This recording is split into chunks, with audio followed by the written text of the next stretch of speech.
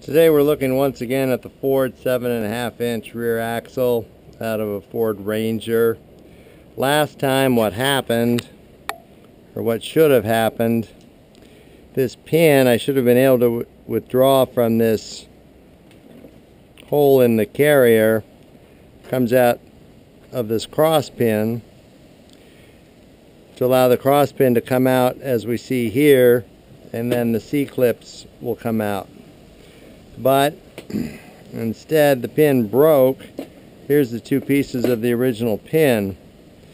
So as I posed the question in the earlier video what to do, thought I'd have to just cut through the carrier with the cutting torch. But it turns out you can drill into this material with the smaller drills. It wasn't that difficult at all. The larger drills, since I can't put this whole thing in a drill press, were much more difficult. At some point I gave up and just beat on the pin until what was left of the smaller pin broke through here, which actually was handy because that gave me some length of pin to grab a hold of and back this out. It actually came out where it should have in the first place. So once I had done that, I was able to draw this pin out. Now notice it has a flat surface to clear the gear teeth. With these lower ratios, these teeth are further this way because the pinion is smaller. So to get this pin to come out, and it only comes out this far, Ford put a flat on this side.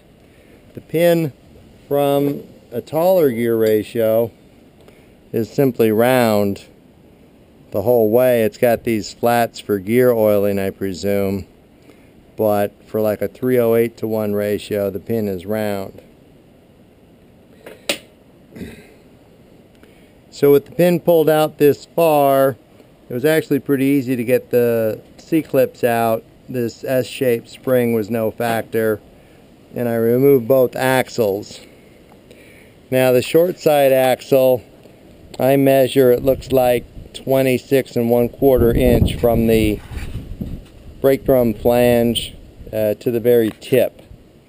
And then the longer axle is exactly 3 inches longer. So the plan is take 3 inches out here, weld that back together, get a second short side axle. Now the reason I picked this axle originally was to get the limited slip, and the Ranger axle appeared to be slightly more narrow than the Bronco axle. In the junkyard at the time, and this was about 10 years ago, there were plenty of Bronco axles with limited slip, but a Ranger axle with limited slip seemed to be pretty rare, so I grabbed this one when I had the chance. Now it might be the newer Ranger axles that are wider. Probably more of those came with limited slip. Also, I still have not found any fill plug on this. Although I saw internet talk of there being a plug somewhere with the 3/8 square recess for a ratchet. I have not found any such thing here. Apparently these were filled at the factory, and that was that. You could fill it from the vent tube. I've got a couple of options. I've got the steel cover. Somebody poked a hole in already. They should have put it over here. I think it would drain more fully. Maybe I'll braze a bung onto here with a pipe thread to be a drain plug, and then somewhere up here add a fill plug. I don't know where it should be on the height. Maybe someone can help me out with that. That's the steel cover. On eBay I found this plastic cover which saves a few ounces. Of course there'd be no welding any bungs to this since it's plastic. It has a magnet built in, that's kind of nice.